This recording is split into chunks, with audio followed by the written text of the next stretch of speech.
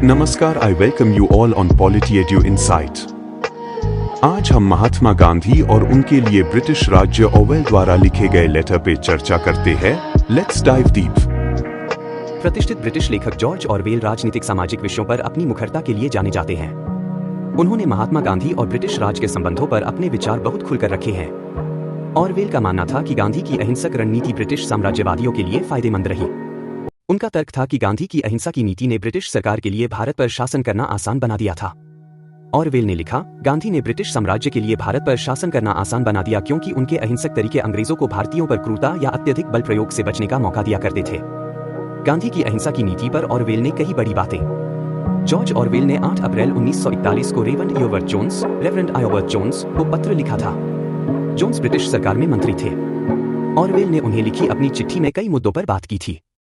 इसी क्रम में उन्होंने गांधी और शांतिवाद शीर्षक से ब्रिटिश साम्राज्य और महात्मा गांधी के बीच रिश्ते पर अपना विचार रखा था।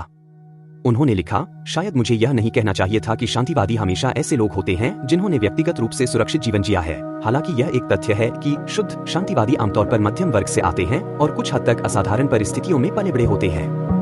लेकिन यह एक तथ्य है कि एक आंदोलन के रूप में शांतिवाद सिर्फ ही उन्हीं समुदायों के बीच मौजूद है जिन्हें विदेशी आक्रमण और उपनिवेशवाद की आशंका नहीं दिखती। वो आगे लिखते हैं, यही कारण है कि शांतिवादी आंदोलन हमेशा समुद्र किनारे स्थित देशों में पाए जाते हैं। मेरा मानना है कि जापान में भी काफी शांतिवादी आंदोलनों की जड़ें हैं।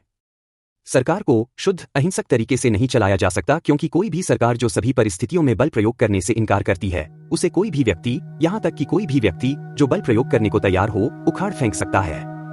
शांतिवादी सरकार की समस्या का सामना करने से इनकार करता है और शांतिवादी हमेशा ऐसे लोगों के रूप में सोचते हैं जो कभी भी नियंत्रण की स्थिति में नहीं होंगे। यही कारण है कि मैं उन्हें गैर जिम्मेदार कहता हूँ। ब्रिटिश सरकार का दाहिना हाथ रहे महात्मा गांधी।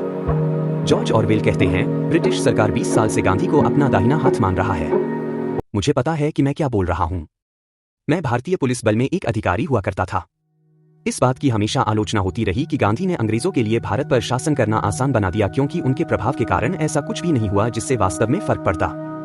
गांधी के जेल में रहने के दौरान हमेशा इतनी नरमी बरती जाती है और कभी कभी जब वे अपने किसी उपवास को खतरनाक सीमा तक बढ़ा देते हैं तो उन्हें थोड़ी रियायतें दी जाती हैं। इसका कारण यह है कि ब्रिटिश अधिकारी इस बात से डरे रहते हैं कि कहीं उनकी मृत्यु न हो जाए और उनकी जगह कोई ऐसा व्यक्ति न आ जाए जो आत्मबल में कम और बमों में अधिक विश्वास रखता हो। अंग्रेजों के हाथों इस्तेमाल होते रहे गांधी।